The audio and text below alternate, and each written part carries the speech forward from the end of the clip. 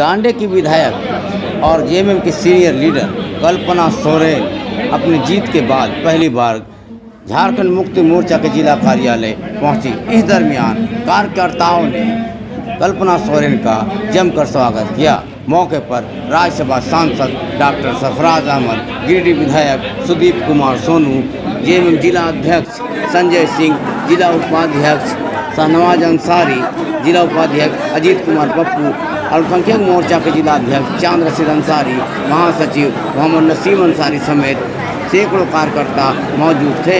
मौके पर कल्पना सोरेन ने कहा कि आज हमारी जीत का सारा श्रेय गांडे की जनता को जाती है और गिरिडीह के कार्यकर्ताओं को जाती है। उन्होंने कहा कि गिरिडीह की जनता एवं कार्यकर्ता, गांडे के कार्यकर्ताओं ने हम पर जो जिम्मेदारी सौंपी है उस पर मैं खरा उतरने की कोशिश करूंगी। उन्होंने राज्यसभा सांसद सरफराज अहमद और गिरिडीह विधायक सुदीप कुमार सोनू की जमकर तारीफ की।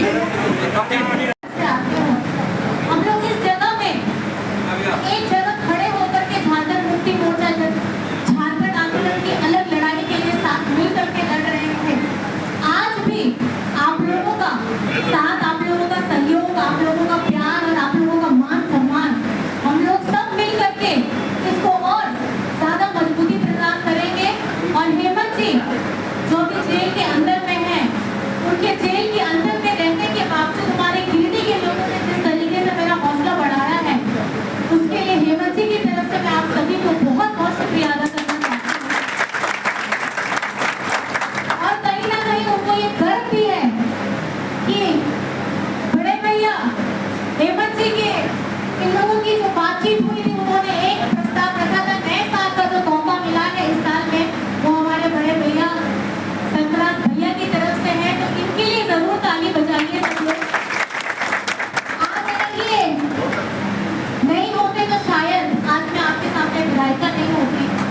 और हमारी जितनी महिला की यहाँ पे नेतृत्व है, सब आप लोगों का भी बहुत बहुत धन्यवाद है। आप लोगों ने भी अपना घर संभालते हुए मुझे भी संभाला, मुझे भी मजबूती प्रदान की।